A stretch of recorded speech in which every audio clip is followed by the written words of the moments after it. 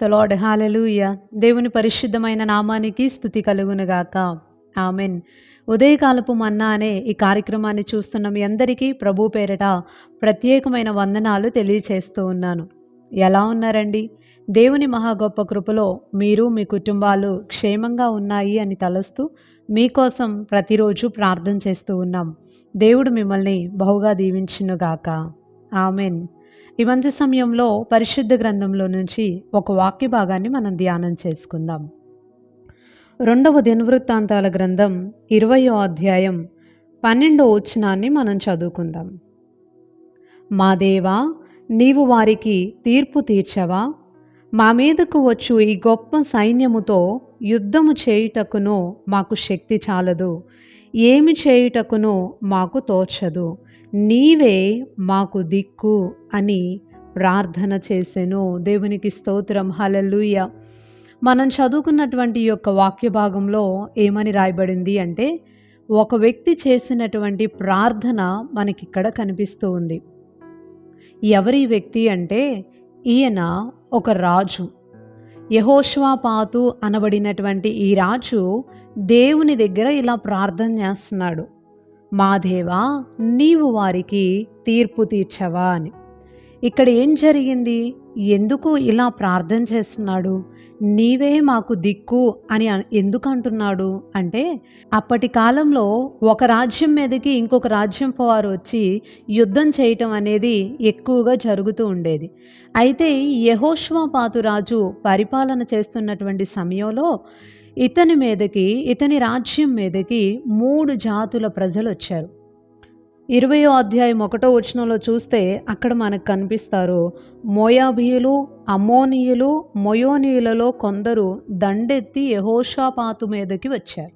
3 జాతుల ప్రజలు ఈ రాజు మీదకి యుద్ధానికి వచ్చినప్పుడు, ఎప్పుడైతే ఈ 3 జాతుల వారు యుద్ధానికి వచ్చారు అన్న విషయాన్ని రాజు తెలుసుకున్నాడో, వెంటనే ఆ వ్యక్తి చేసిన పని ఏంటి అనంటే, ఏం చేయాలో అర్థం కాక భయపడిపోయి ఉపవాసం ఉండి దేవుని మందిరంలోనికి వెళ్ళి ప్రార్థన చేయటం మొదలుపెట్టాడు. దేవునికి స్తోత్రం. హల్లెలూయా. సహజంగా రాజు మీదకి యుద్ధానికి రావటం అనేది సహజమైన విషయమే అయినా, ఈ వ్యక్తి మాత్రం 3 జాతులు ఒకేసారి వచ్చేసరికి భయపడిపోయి, అతని కూడా మానవుడే కాబట్టి చాలా భయంతో ఉపవాసం ఉండి దేవుని సహాయం కావాలి, నేను దేవుణ్ణి వేడుకోవాలి అనే ఆలోచనతో మందిరంలోనికి వెళ్ళాడు. కేవలం ఇతనొక్కడు మాత్రమే ఉపవాసం ఉండలేదు, కానీ తన ప్రజలందరికీ కూడా ఉపవాస దినాన్ని చాటించాడు. ఉపవాసం ఉండాలి, అందరూ ఆలయంలోనికి రావాలి అని ఒక ప్రకటన చేసి, అందరూ వచ్చిన తర్వాత అక్కడ ఆలయంలో దేవునికి ప్రార్థన చేయటం మొదలుపెట్టాడు. ఇతను ప్రార్థిస్తూ ఈ యొక్క 12వ వచనంలోకి వచ్చేసరికి దేవుణ్ణి ఇలా అడుగుతున్నాడు. ఏమంటున్నాడు అంటే, మరొకసారి చదువుతున్నాను చూడండి. మా దేవా, నీవు వారికి తీర్పు తీర్చవా?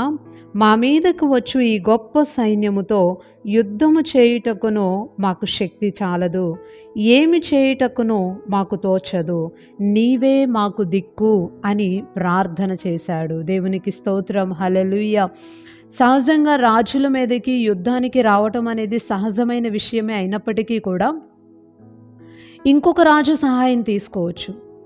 ఇంకొక రాజు ఎవరైతే అనుకూలంగా ఉన్నారో వారిని అడిగి, 3 జాతులు ఒక్కసారే నా మీదకు వచ్చారు, నీవు నేనిద్దరం సహవాసంగా ఉన్నాం కదా, నీ సైన్యాన్ని నాకు సహాయకరంగా పంపించు, నువ్వు కూడా నాతో పాటు ఉండి కొస్త యుద్ధంలో పాల్గొను అని ఇంకొకరి సహాయం తీసుకోవచ్చు. అప్పటి కాలంలో అలాంటివి కూడా జరిగాయి. అయితే ఈ సమయంలో ఆ వ్యక్తి ఇంకొకరి సహాయాన్ని తీసుకోకుండా, ఒక మనిషిని ఆశ్రయించకుండా, తన దగ్గర ఉన్నటువంటి సైనికుల్ని బట్టి వారిపైన ఆధారపడకుండా, తన దగ్గర ఉన్నటువంటి ఆయుధాలపైన ఆధారపడకుండా ఈ రాజు ఒక్క మంచి పని చేశాడు. ఏమని చేశాడు అనంటే, దేవుని దగ్గరకు వచ్చి అడుగుతున్నాడు, అయ్యా, ఏం చేయాలో మాకు తెలియట్లేదు, మాకు శక్తి సరిపోదు, ఈ యుద్ధం మేము చేయలేమో, నువ్వే మాకు దిక్కు అని ప్రార్థన చేశాడు. నువ్వే మా ఆధారం అని దేవుణ్ణి అడిగాడు. సహజంగా మనుషులమైనటువంటి మన జీవితాల్లోనికి ఏదైనా ఒక సమస్య వస్తే ఎవరి దానిని తీర్చగలరో వారి దగ్గరికి వెళ్ళడానికి ఎక్కువ ఇష్టపడుతూ ఉంటాం. ఆర్థికంగా ఏదన్నా ఒక ఇబ్బంది సడన్‌గా వచ్చిందనుకోండి, వెంటనే ఎవరు మనం అడగంగానే ఇస్తారో, ఎవరి దగ్గరైతే డబ్బులున్నాయో, ఇవ్వగలిగినటువంటి సామర్థ్య పరిస్థితుల్లో ఎవరున్నారో వారి దగ్గరికెళ్ళి మనం అడుగుతూ ఉంటాం. పలానా ఇబ్బందొచ్చిందక్క, పలానా ఇబ్బందొచ్చిందన్నయ్య, కొద్దిగా హెల్ప్ చెయ్యవా? మళ్ళీ ఇచ్చేస్తాను అంటూ మనం అడుగుతూ ఉంటాం. లేదా ఇంకొక రీతిలో సమస్యొస్తే దానిలో ఎవరైతే సహాయపడగలరు అని మనం అనుకుంటున్నామో వారి దగ్గరికెళ్ళి మనం సహాయాన్ని అడుగుతూ ఉంటాం. కానీ ఈ రాజు మాత్రం ఒక మంచి పని చేశాడు. ఏంటది అననంటే, ఏ మనిషిని ఈ వ్యక్తి ఆశ్రయించలేదు. ఏ రాజు యొక్క సహాయాన్ని తీసుకోలేదు. ఏ యొక్క సైన్యపు సహాయాన్ని తీసుకోలేదు. అతని దగ్గర ఉన్నటువంటి సైన్యం మీద, అతని దగ్గర ఉన్నటువంటి ఆయుధాల మీద ఇంతకుముందు కూడా యుద్ధాలు చేసినటువంటి వ్యక్తే అయ్యుండొచ్చు. అయినా కూడా తన బలము మీద, తన సామర్థ్యం మీద, తనకి కలిగిన దాని మీద కూడా ఆ వ్యక్తి ఆధారపడకుండా ఒక్క మాట చెప్తున్నాడు దేవుని దగ్గర. నువ్వే మా దిక్కయ్యా, నేను నీపైనే ఆధారపడుతున్నాను. ఏం చేయాలో మాకు అర్థం కావట్లేదు, మాకు సహాయము చెయ్యి అని దేవుని దగ్గర ప్రార్థన చేస్తున్నాడు. దేవునికి స్తోత్రం, హల్లెలూయా. ఈ మంచి లక్షణం మన జీవితంలో కనుక మనం కలిగి ఉంటే ఖచ్చితంగా మనం ప్రభు సహాయాన్ని ప్రతి విషయంలో పొందుకోవచ్చు. ఈరోజు చాలామందికి దేవుని యొక్క సహాయం కలగకపోవటానికి కారణం ఏంటి అంటే, వారు దేవునిని అడగరు. అడిగినా కూడా మందిరంలోకొచ్చి ఒక మాట ప్రార్థన చేసుకొని బయటికి వెళ్ళంగానే మళ్ళీ ఎలా సమస్య సాల్వ్ అయ్యిద్దో ఆ మనిషి దగ్గరికి వెళ్దాం, ఈ మనిషి దగ్గరికి వెళ్దాం, ఈ ప్రయత్నం చేద్దాం, ఆ ప్రయత్నం చేద్దాం అనుకుంటా అటు ఇటు వెళ్ళిపోతూ ఉంటారు. కానీ కాన్స్టెంట్‌గా దేవుని పైనే ఆధారపడటం అనేది జరగదు. ఈ వ్యక్తి ఇలా ప్రార్థన చేసి దేవా నువ్వే మాకు దిక్కు అని అడిగినప్పుడు దేవుడు మీరు వెళ్ళండి అంటూ అక్కడ చేయవలసిన ప్రొసీజర్‌ని దేవుడు చెప్పాడు. వెంటనే రాజు అలాగే చేయటం ప్రారంభించాడు. యుద్ధానికి వెళ్ళేటప్పుడు కత్తులు, డాలులు, ఈటెలు ఇలాంటివి తీసుకొని బయలుదేరతారు గానీ, ఈ రాజు ఏం చేశాడంటే పాడేటటువంటి గాయక బృందాన్ని, దేవుణ్ణి ఆరాధించే వారిని పిలిపించుకొని ముందు పెట్టుకొని సైన్యం ముందర వాళ్ళందరూ పాటలు పాడుతూ ప్రభువుని స్తుతించుకుంటూ వెళ్తూ ఉంటే వీళ్ళందరూ వెనక వెళ్తూ ఉన్నారు. అక్కడ యుద్ధం దేవుడు చేశాడు. వాళ్ళు ఆ ప్లేస్‌కి చేరుకునేసరికే అందరూ 3 జాతుల ప్రజలు కూడా ఒక్కళ్ళు కూడా మిగలకుండా అందరూ కూడా చనిపోయారు. అక్కడ యుద్ధం ఎవరు చేశారు? వీళ్ళింకా వెళ్ళలేదు కదా ఆ ప్లేస్ కంటే. దేవుడే వారి పక్షాన అక్కడ యుద్ధం చేశాడు. ఆశ్చర్యకరమైన రీతిలో వీరు అక్కడికి వెళ్ళేసరికే ఒక్కళ్ళు కూడా మిగిలి లేకుండా ఉన్నారు. ఈ మంచి ఉదయకాల సమయం దేవుని మాటలు వింటున్న మీతో ఒక మంచి విషయాన్ని తెలియపరుస్తున్నాను. కొన్నిసార్లు మన జీవితంలోనికి వచ్చేటటువంటి విషయాలు, ఆ సంఘటనలు మన హృదయాల్ని చాలా గలిబిలి చేసేస్తూ ఉంటాయి. ఏం చేయాలో అర్థం కాదు, ఎటు వెళ్ళాలో అర్థం కాదు, ఎవరిని సహాయం అడగాలో అర్థం కాదు. అసలు ముందు ఆలోచనలోనికి ఏదీ కూడా తట్టదు. కాళ్ళు చేతులు ఆడట్లేదమ్మా, ఏం చేయాలో తెలియట్లేదమ్మా అంటారు చాలామంది. అలాంటి సిచ్యువేషన్స్ మనకు ఎదురవుతూ ఉంటాయి.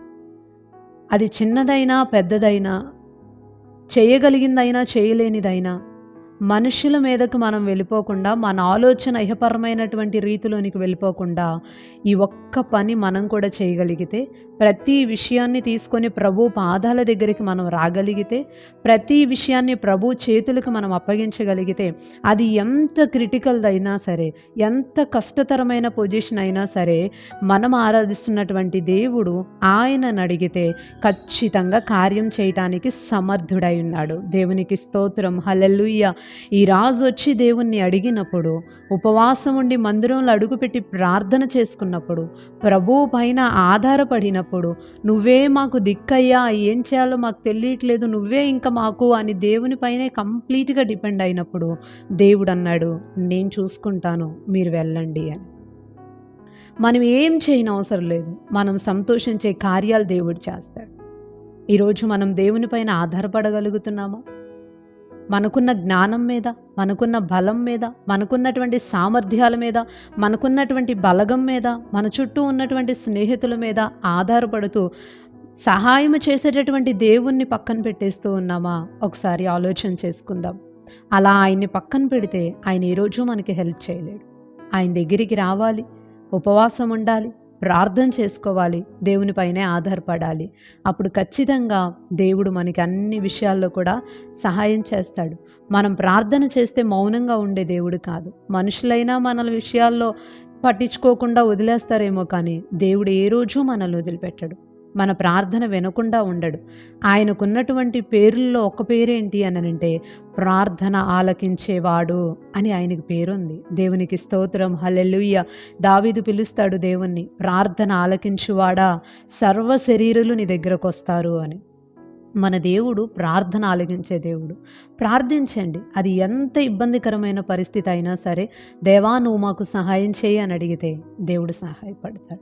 దేవుని పైన ఆధారపడగలిగితే, మందిరానికి రాగలిగితే, ప్రభువు పాదాలు పట్టుకోగలిగితే ఖచ్చితంగా ఎంత ఇబ్బందికరమైన పరిస్థితుల నుంచి అయినా దేవుడు మనల్ని విడిపిస్తాడు. సంతోషించేలాగా గొప్ప కార్యాలని చేస్తాడు. ఆయనే మన పక్షంగా నిలవబడి పూచి తీసుకొని దేవుడు మనకి సహాయం చేస్తాడు. ఈ కొన్ని మాటలు దేవుడు దీవించునుగాక. ఆమెన్. చిన్న ప్రార్థన చేసుకుందాం. పరిశుద్ధుడు అయిన తండ్రి, ప్రేమ కలిగిన ప్రభువా, ఈ మంచి సమయాన్ని బట్టి మిమ్మల్ని స్తుతిస్తూ ఉన్నాం. యెహోషాపాతు రాజు మీదకి ప్రజలు వచ్చినప్పుడు ఏం చేయాలో అర్థం కానటువంటి పరిస్థితులు అతను ఉన్నప్పుడు నీ పాదాలు పట్టుకొని నీ మందిరంలోనికి వచ్చి ఉపవాసం ఉండి నీ పైన ఆధారపడుతూ ప్రార్థించగా ఆశ్చర్యకరమైనటువంటి నీ కార్యాలని వారి పట్ల జరిగించి నీవే వారి పక్షాన నిలిచి యుద్ధాన్ని జరిగించి నిన్ను స్తుతించి వారు సంతోషించేలాగా గొప్ప కార్యాలు చేసినందుకు నీకు వందనాలు. మా జీవితాల్లో కలిగేటటువంటి ప్రతి విషయాన్ని మేము మీ పాదాల దగ్గరికి తీసుకొని రావటానికి, మీ పాదాలు పట్టుకొని మీ పైన ఆధారపడుతూ ప్రార్థించటానికి మీరు మాకు సహాయం చేయమని వేడుకుంటూ ఉన్నాం. ఎంతమంది అయితే ఈ మాటలు వింటూ ప్రభువా నీ పైన ఆధారపడుతున్నాం, మాకు సహాయం చేయమని ఏ విషయం నిమిత్తమైతే ప్రార్థిస్తూ ఉన్నారో ఆ విషయాల్లో నీ అమూల్యమైన కార్యాలని వారి పట్ల జరిగించమని వేడుకుంటూ ఉన్నాం. ప్రియమైన పరిశుద్ధాత్ముడా, నీ సహాయాన్ని ప్రతి ఒక్కరికి మీరు అనుగ్రహించి వారి జీవితాల్లో నీ ఘనమైన కార్యాలు జరిగించమని వేడుకుంటూ ఈ ఉదయకాలపు దీవెనలతో దీవించి వారికి ఆరోగ్యాన్ని, క్షేమాన్ని, నీ యొక్క సమాధానాన్ని, సంతోషాన్ని ప్రతి ఒక్కరికి మీరు అనుగ్రహించమని ప్రార్థిస్తూ నజరేయుడును శక్తి కలిగిన యేసుక్రీస్తు వారి శ్రేష్టమైన నామములో ఈ ప్రార్థన అడిగి వేడుకుంటున్నాం పరమ తండ్రి. ఆమెన్. ఆమెన్. అందరికీ ప్రైజ్ ది లార్డ్ అండి. మరలా తిరిగి రేపు ఉదయకాల సమయం ఉదయకాలపు మన్నా అనే ఇదే కార్యక్రమంలో పాల్గొని దేవుని మాటలు విని దీవించబడదాం. అప్పటి వరకు దేవుని మహా గొప్ప కృప మనందరికీ తోడైండి నడిపించునుగాక. Amen. Praise the lord. Thank you so much.